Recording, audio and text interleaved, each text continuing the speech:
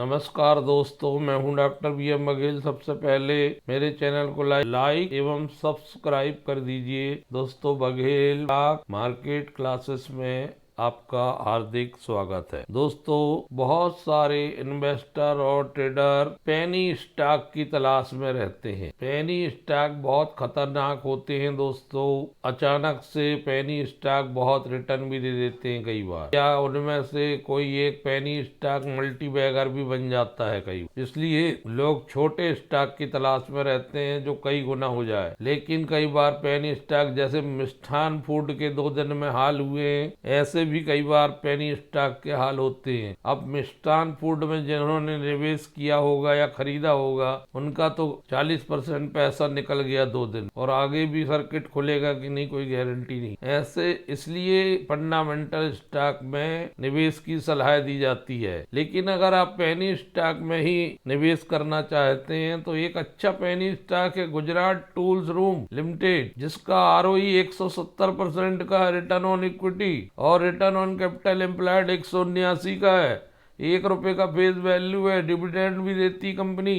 45 रुपए तक गया ऊपर। 52 वीक में ₹10.80 है लो। 52 वीक का करंट प्राइस ₹14.20 चल रहा है। 228 करोड़ माइक्रो कैप कंपनी है। 1.94 मात्र का PE है। PE बहुत कमजोर है, जबकि गुजरात टूल्स रूम एक जीरो डेप्ट कंपनी है और स्टॉक मात्र 0.96 टाइम बुक वैल्यू से काम कर रहा है। कंपनी की वर्किंग डे रिक्वायरमेंट्स भी कम हुए हैं, 270 से 40 हो गए हैं। और बड़े बड़े कंपनियों Jyoti, CNC Auto, Jupiter Wagon, Action Construction, Titagarh Rail, Praj Industry, Elecon Engineering जैसे बड़ी कंपनियों के पीएस में ये स्टॉक आता है। दोस्तों, आपको मालूम है कि विगत महीने में जो बड़ी गिरावट आई थी सेंसेक्स और निफ्टी में, उसमें एक बड़ा कारण यह भी था कि विदेशी निवेशकों FII ने जम के बिकवाली की थी।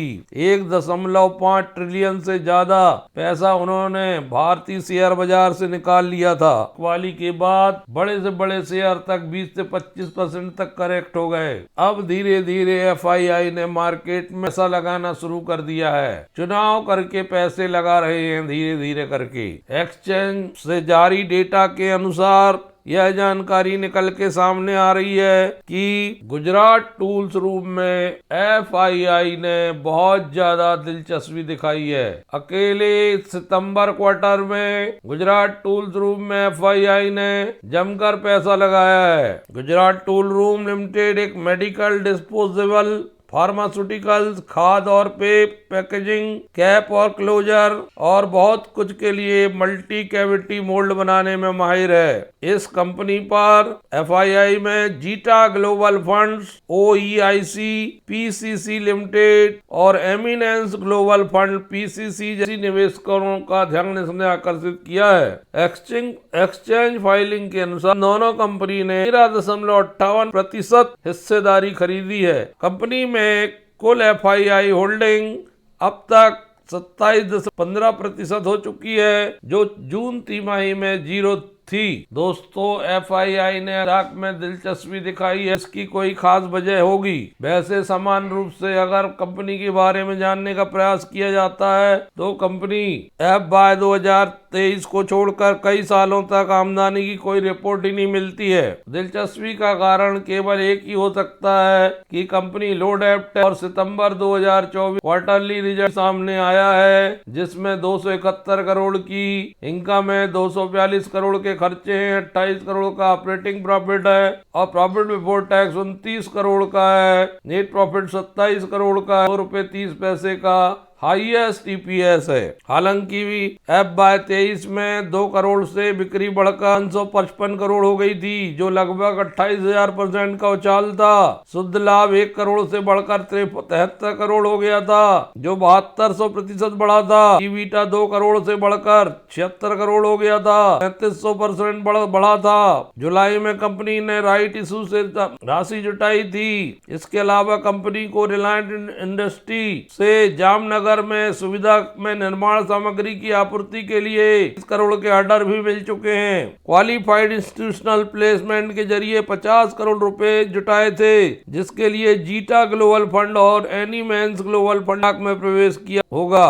5 साल में स्टॉक ने 50 पैसे से बढ़कर 38 पैसे से बढ़कर रिकॉर्ड हाई तक भी गया है। पी का रेशो बड़ा कमजोर है, 1.6 के आसपास दिख रहा है, जबकि उद्योग का औसत 46.4 है। एनी स्टॉक में ही पैसा लगाना है तो आप भी FII के निवेश को आधार बनाकर इसमें निवेश कर सकते हैं। दोस्तों, एक स्टॉक है जो कुछ ही दिन पहले इसका IPO आया था। IPO में ये 2-3% ही इसको गेन मिला था। 3.53% के आसपास इसको गेन मिला था। 31 रुपए 6 पैसे पर यह लिस्ट हुआ था, जबकि IPO 30 रुपए में था। 5 नवंबर से 7 नवंबर तक इसका IPO खुला हुआ था। 2106 करोड़ का था सैजिलिटी इंडिया का इश्यू और मैक्सिमम 6500 शेयर के लिए बिडिंग कर सकते थे रिटेल निवेशक। 10% हिस्सा रिटेल इन्वेस्टर के लिए रिजर्व था। दोस्तों, तब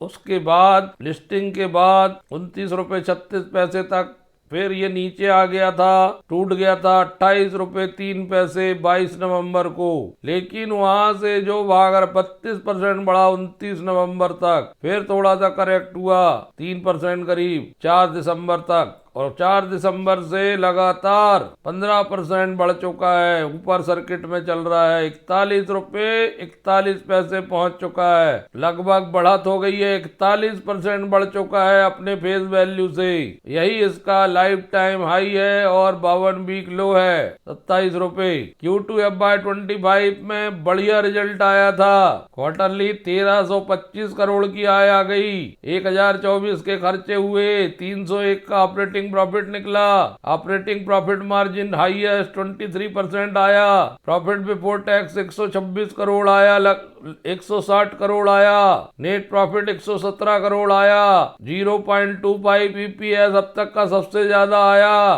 पिछले साल से अगर इसकी तुलना की जाए, आय बढ़ी 21% year two year, net profit बढ़ा 235%, EPS बढ़ा और नेट प्रॉफिट का मार्जिन आया 8.86%, जो 176% ज्यादा है ईयर टू ईयर। इस रिजल्ट आने के बाद तो स्टॉक ने 6 मुड़कर ही नहीं देखा। मुझे लगता है दोस्तों, इस स्टॉक में अगर जब भी मिलता है गिरावट में 100 शेयर इसके इकट्ठे करना चाहिए लॉन्ग टर्म प्रॉस्पेक्ट के लिए। सालाना आधार पर देखेंगे तो कंपनी का सालाना आधार पर वित्त वर्ष 2023-24 में 13% रेवेन्यू बढ़ा था, 4781 करोड़ था, जबकि 2023 4236 करोड़ था। शुद्ध मुनाफा एक साल पहले के मुकाबले 59% बढ़कर 228 करोड़ रुपए था, जो वित्त वर्ष 2023 में 145 करोड़ था। ये हेल्थ केयर में फोकस करती है, सॉल्यूशन प्रदान करती है और सर्विस मुहैया कराती है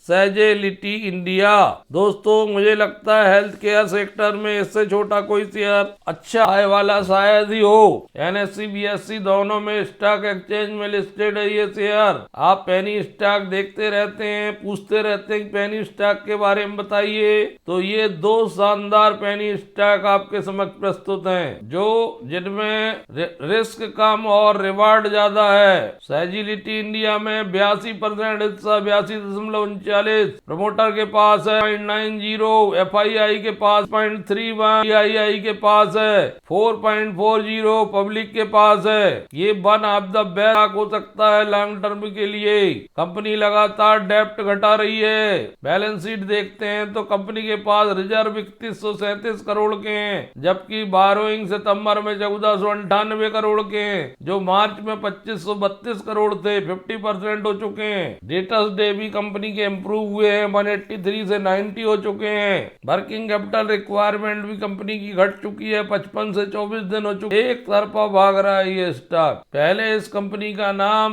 वर्कमीर इंडिया प्राइवेट लिमिटेड था। हेल्थ केयर में फोकस करती है ये कंपनी। ये छोटा पैकेट बड़ा धमाका बनने जा रहे हैं 2 पेनी स्टॉक। समय रहते इन स्टॉक को पकड़ लीजिए दोस्तों, अन्यथा ये स्टॉक बड़े भी बन सकते हैं।